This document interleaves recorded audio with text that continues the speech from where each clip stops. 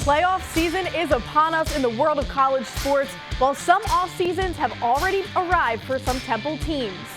It's an exciting time for Owls fans nonetheless, and we're here to break it all down for you. Access granted, a new edition of OwlAccess Pass starts right now.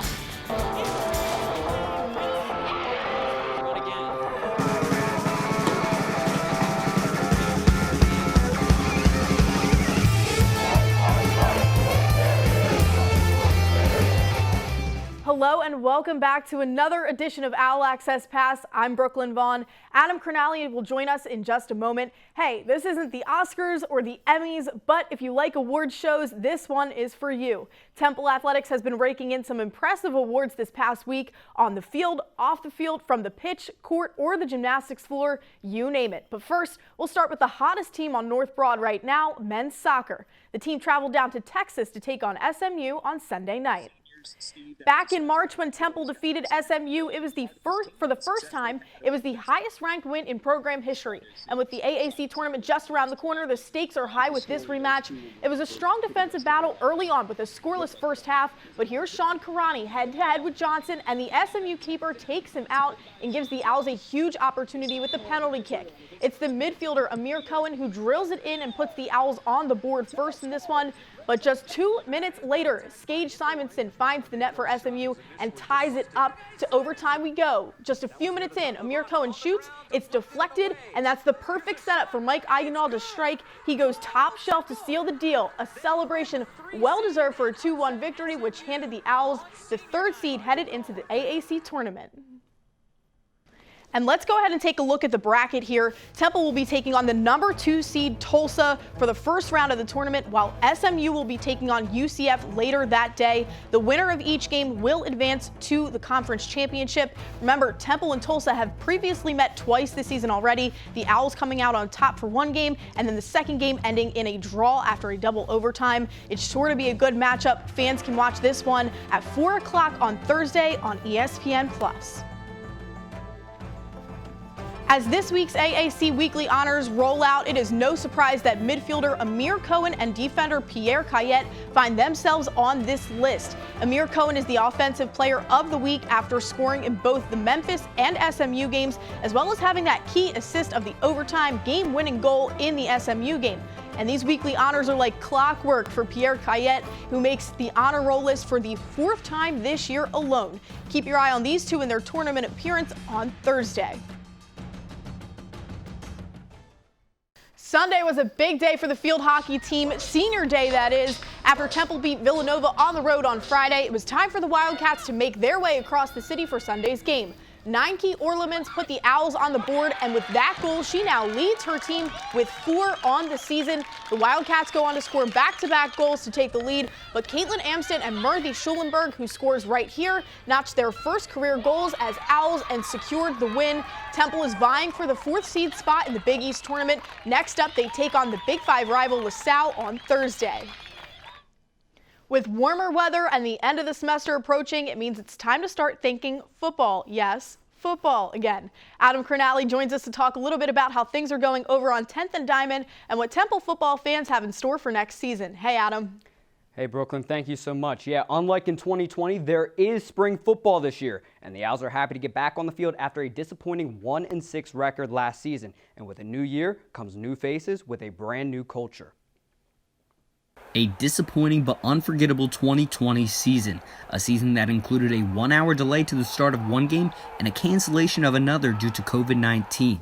One semester later, Temple football begins its season with something the team did not have in 2020, spring ball. So not having a spring, it definitely had an impact on our younger guys because, you need that development through the year. Not having that last year, it kind of hindered us a little bit because, we weren't in that much shape and playing shape. So we had to rush everything, try to fit everything into 2 months. Not being in shape led to several big blows on the Owls injury list. Single-digit players such as Randall Jones and former Owl Isaiah Graham-Mobley both had injuries so severe they never returned in 2020. The restrictions that Philadelphia placed on us certainly added to our injuries. You have to practice and train for football to play football. Some restrictions are still in place 1 year later here at Edberg Olson Hall, such as limited occupancy and social distancing. To stay on track here in 2021, Coach Carey has one main message. Don't get quarantined. We have restrictions in place, but we can still use our facility. It's unfortunately become our normal on how to operate in this building, and hopefully someday that will change. Regardless of the limitations, the team is back and in a much better place heading into 2021. Having this spring ball now is just going to make the season a whole lot better and a whole lot different. We're going to be on the same page more. We're going to be more in shape and just all around like a better team. We're using these restrictions, but we're still operating, and then that's way different than last year, right? I mean, we're here. We're in spring ball. Last year, we didn't have one. Thanks, Adam. Now over to lacrosse. The team took a business trip to Cincinnati this past weekend and brought back 2 wins. The Owls were scheduled to travel and play the Bearcats on April 1st and 3rd, but these games were postponed due to COVID protocol. Friday's matchup was one of the Owls' most challenging yet, but a 5-goal deficit in the first half couldn't even hold them back from picking up their first win of the weekend.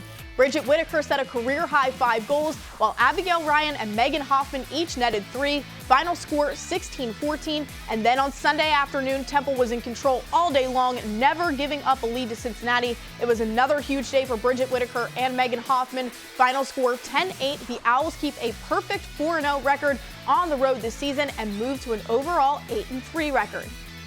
It was a beautiful weekend to be outside on the course, and Temple Golf hosted the Temple Spring Invite on Saturday, welcoming Ryder, St. Joe's, and Villanova to its home course in Plymouth Meeting. The team came out on top by 13 strokes, shooting a 7 over 287.